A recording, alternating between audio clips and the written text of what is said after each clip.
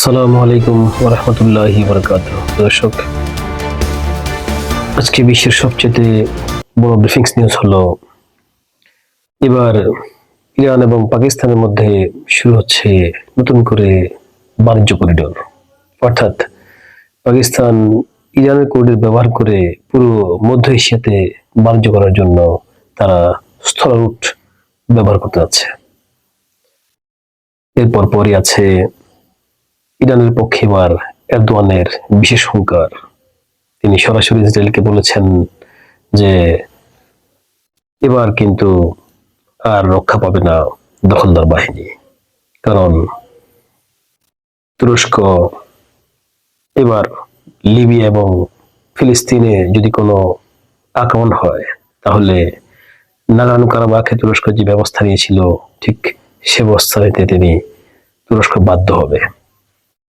দর্শক, সর্বশেষ যে ব্রিফিংসটা হলো আপনাদের জন্য আজকে সবচেয়ে বিশেষ আকর্ষণ, তা হলো এবার হরমুজকে ব্লক করতে যাচ্ছে আমেরিকা। শুধুমাত্র হরমুজের মধ্যে দিয়ে যে সমস্ত রাষ্ট্রের জাহাজগুলি হাজাও করবে, কোনো জাহাজে কিন্তু আমেরিকা হরমুজের দিকে করতে দিবে না। অর্থাৎ ইরানের সমস্ত বাণিজ্য বন্ধ করার হুমকি দিচ্ছেন ডোনাল্ড ট্রাম্প। দর্শক, এবার আসছি আমরা এক এক করে সবগুলোর ব্যাখ্যাতে। দর্শক, এই মুহূর্তে মার্কিন যুক্তরাষ্ট্রের সবচেয়ে প্রিয়ভাজন রাষ্ট্র হলো দখলদার রাষ্ট্র, অর্থাৎ নেতাকাগু রাষ্ট্র বাদে দ্বিতীয় নম্বরে সবাই পাকিস্তানকে বিবেচনা করছে। কারণ বিশ্বে এতগুলি রাষ্ট্র থাকতে আমেরিকা পাকিস্তানকে বন্ধ করেছে এই ইরান আমেরিকা যুদ্ধের মধ্যস্থতাকারী হিসেবে, এবং পাকিস্তানকে অনুরোধ করে ইরানকে টেবিলে এনেছে। দর্শক, এই অবস্থায় পাকিস্তানের কিন্তু প্রচেষ্টা কম চলেনি, এবং পাকিস্তানের প্রচেষ্টার কোনো ঘাটতি ছিল না। পাকিস্তান সর্বপ্রথম দুপক্ষকেই মুখোমুখি বসিয়েছেন এবং মুখোমুখি তাদের মধ্যে কথা চালাচালি হয়েছে। দর্শক, একটা বিষয় ক্লিয়ার যে আমেরিকারাও জানতো যে ইরানের সাথে চুক্তি তারা চুক্তি সফল হবে না। ইরানও জানতো আমেরিকার সাথে কোনো চুক্তি সফল তারা করতে পারবে না। কিন্তু প্রশ্ন হলো, তারপর তারা বৈঠকে বসেছে। কারণ এখানে আমেরিকার দুটো লাভ আর ইরানের শুধু একটাই লাভ। আর ইরান এরপরও সেখানে গেছে বিশ্ব জনমত তাদের পক্ষে আনার জন্য। ইরানের শুধু এটাই ছিল লাভ। আর আমেরিকার লাভ হচ্ছে দুটো। আমেরিকা এই যুদ্ধ থেকে কিছুটা শ্বাস নিতে যাচ্ছে, অর্থাৎ দম নিতে যাচ্ছে। যে আমেরিকা বুঝে গেছে যে ইরানের প্রযুক্তি কিন্তু তাদের চাইতে অনেক অ্যাডভান্স বিভিন্ন বিষয়ে, বিশেষ করে ড্রোন প্রযুক্তি এবং মিসাইল প্রযুক্তিতে। ইরানের এমন এমন কিছু মিসাইল আছে যেগুলো ইরান বের করছে যুদ্ধের এই প্রায় 29-30 দিন পরে, যে মিসাইল গুলো বিশ্বের কোনো প্রতিরক্ষা কিন্তু ঠেকাতে পারছে না। মিসাইলের মধ্যে তারা বিভিন্ন ভেরিয়েন্ট করেছে এবং বিভিন্ন টেকনোলজি খাটিয়ে মিসাইল গুলোকে প্রতিরক্ষা, অর্থাৎ কোন ধরনের অ্যান্টিসেপ ব্যবহার করে কোন ধরনের আকাশ প্রতিরক্ষা বা অ্যান্টি মিসাইল ব্যবহার করে ওকে ঠেকানো সম্ভব হচ্ছে না। 5 স্তরের অলরেডি প্রতিরক্ষা ব্যবস্থা ব্যবহার করে ফেলেছে আমেরিকা এবং দখলদার রাষ্ট্র। যে প্রতিরক্ষা ব্যবস্থাগুলো কিন্তু বিশ্বের মধ্যে সবচেয়ে দামি এবং রক্ষণশীল এবং অত্যন্ত কার্যকর বলে প্রমাণিত ছিল। দর্শক, এখন আমেরিকার প্রয়োজন একটু বিরতি। তার কারণ তারা আরো নতুন করে প্রযুক্তি নিয়ে তাদের সমরাস্ত্র তৈরি করতে হবে। ইরানের এই প্রযুক্তিগুলোকে তারা ট্যাকেল দেওয়ার জন্য আরো উন্নতমান প্রযুক্তির তারা হাত দিতে হবে, সেদিকে অগ্রসর হতে হবে। সেজন্য উন্নত সময় প্রয়োজন। তাছাড়া ইরানের সাথে বর্তমান যুদ্ধে যে ক্ষয়ক্ষতি হয়েছে সেটা আর বেশি দিন আমেরিকা টানতে পারছে না।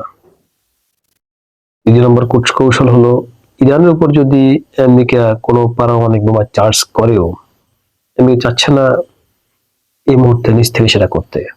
কারণ আমেরিকার যে মিত্র রাষ্ট্রগুলি আছে কেউ কিন্তু এখন আমেরিকাকে সাপোর্ট দিচ্ছে না।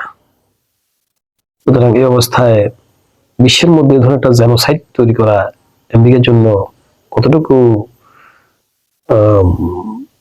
সুফল বয়ে আনবে, বা আমেরিকা কতটুকু সেটা তারা ট্যাকেল দিতে পারবে, এই বিষয়ে কিন্তু একটা প্রশ্ন আছে।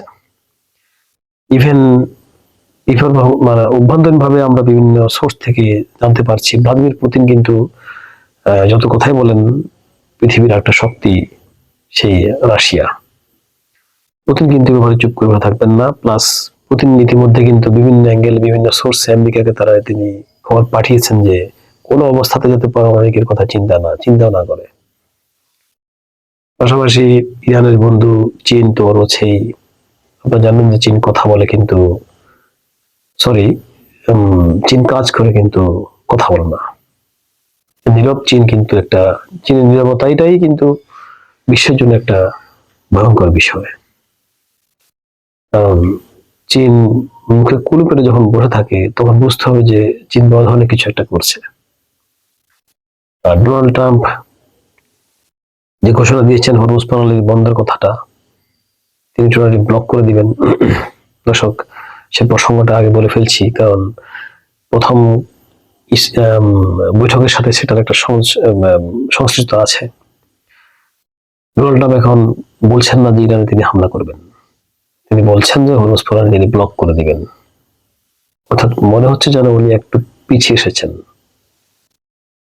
আর ইরানের পক্ষ থেকে তাদের বর্তমানে জ্যেষ্ঠ নেতা এবং স্পিকার জাতীয় সংসদের বাকের গালিবাফ তিনি বলেছেন যে এটা হবে আমেরিকার একটা জনদস্যুতা।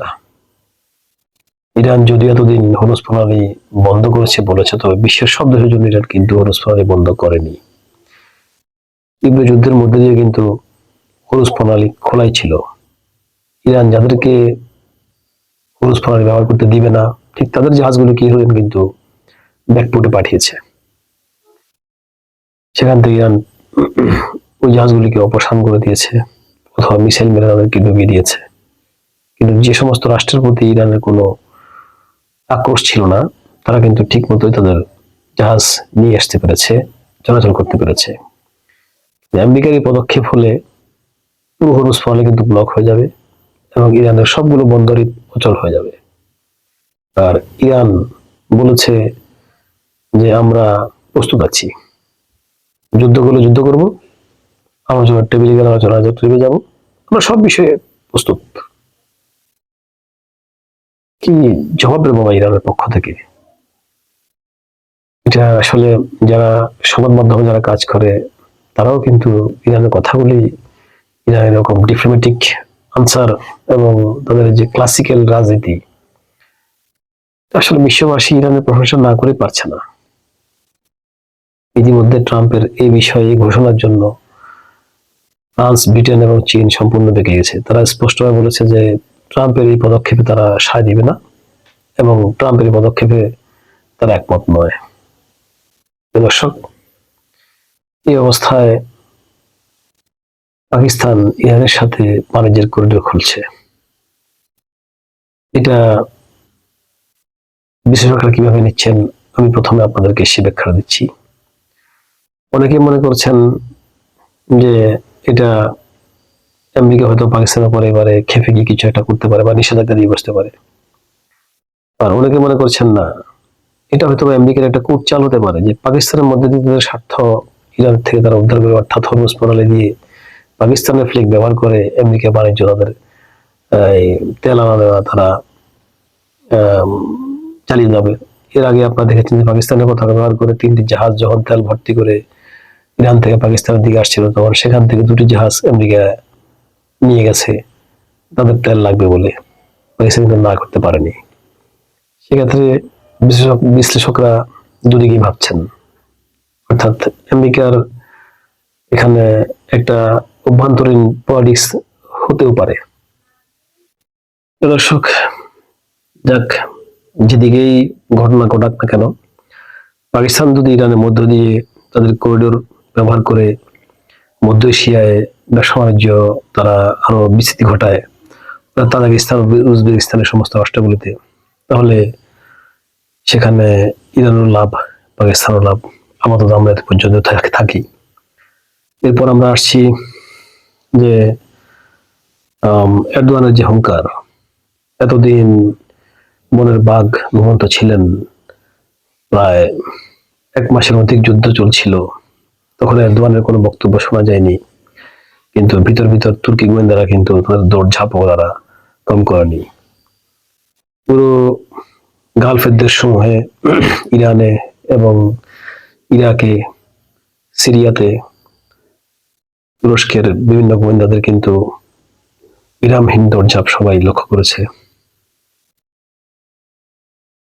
তারা বিভিন্নভাবে ইরানকে সাপোর্ট দিয়েছে অনেক সময় অনেক তথ্য থেকে। তবে সবচেয়ে একটা মজার বিষয় হলো, এই সংকটকালীন সময়ে তুরস্কের গোয়েন্দারা ইরানকে কিছু যে সমস্ত মেসেজগুলো দিয়েছে, ইরান কিন্তু সবগুলি 100% প্রমাণ পেয়েছে, এবং তাদের প্রমাণের ভিত্তিতে ইরান কিন্তু অনেক জায়গায় অ্যাকশনও নিয়েছে। এবং আমরা শুনেছি তুরস্কের গোয়েন্দা বাহিনী কিন্তু ইরানদের গোয়েন্দাদেরকে বিভিন্ন সময় বিভিন্ন ধরনের কৌশল এবং ট্রেনিং তারা শিখিয়েছে তাদেরকে আপগ্রেড করার জন্য। এবং ইরানের যে গোয়েন্দারা ছিল তাদের কিন্তু এতদিন সফলের সীমা ছিল খুবই কম, ধার ছিল খুবই কম, তারা সব জায়গায় কিন্তু তেমন একটা সফলতা পেত না। অর্থাৎ ইরানের গোয়েন্দারা কিন্তু অনেকটা পিছিয়ে ছিল বিশ্বের বিভিন্ন নাম্বার 1 গোয়েন্দা দলদের তুলনায়। বিশেষ করে মোসাদের যখন আক্রোশ ছিল ইরানের, যে মোসাদ টোটালি ইরানটা কিন্তু মোসাদ দ্বারা কোলাপস ছিল, সেখান থেকে পুরোপুরি না হলে অন্তত আমি মনে করি, বা আমাদের সংবাদ বিশেষজ্ঞ যারা আছেন, যারা মিডিয়া কর্মী আছেন, তাদের বিভিন্ন রিপোর্টের ভিত্তিতে বলা যাচ্ছে যে ইরান অন্তত 60-70% হলেও সেখান থেকে এখন রিলিফ পেয়েছে। দর্শক, এবার আসি এরদোয়ান প্রসঙ্গে। এরদোয়ান আজই কিন্তু একটা হুঙ্কার দিয়ে বলেছেন যে ইসরায়েল যদি তাদের নীতি না পাল্টায়, অর্থাৎ তাদের যে রক্ত পিপাসু চরিত্র যদি তারা ধারণ করে থাকে, তাহলে ফিলিস্তিন এবং লিবিয়াতে তারা নাগানো কারাবাখের ব্যবস্থা নিতে পারে। দর্শক, এটা কিন্তু ছোটখাটো বিষয় নয়। এবং তুরস্কের হাকান ফিদান তিনি স্পষ্টভাবে বলেছেন, জানেন তো হাকান ফিদান কে? গোয়েন্দা প্রধান ছিলেন এবং বর্তমানে তিনি পররাষ্ট্রমন্ত্রী। তিনি বলেছেন তার কাছে বিশেষ তথ্য আছে এবং সোর্স আছে, যে বিশেষ নিউজ আছে যে সামনেই জাস্ট ইরান এবং লিবিয়ার পরপরই দখলদার রাষ্ট্রটি হামলা করতে পারে তুরস্কে। সেজন্য তিনি সতর্ক করে দিচ্ছেন দখলদার রাষ্ট্রের প্রধান নেতা কাউকে, যে তার নীতি এবং সব যদি না পাল্টায়, রক্ত পিপাসু নীতি যদি না পাল্টায়, এবং লিবিয়া এবং ফিলিস্তিনের যে তারা ধ্বংসযজ্ঞ চালাচ্ছে, হত্যার রাজনীতি চালাচ্ছে, রক্ত পিপাসু রাজনীতি চালাচ্ছে, এটা যদি বন্ধ না করে, তাহলে তাই কিন্তু কঠোর পরিণতি ভোগ করতে হবে। এবং তিনি বারবার স্মরণ করে দেন যে নাগানো কারাবাখে যে ব্যবস্থা তুরস্ক নিয়েছিল, ঠিক সেই ব্যবস্থা নিতে এরদোয়ান একটু চিন্তা করবেন না।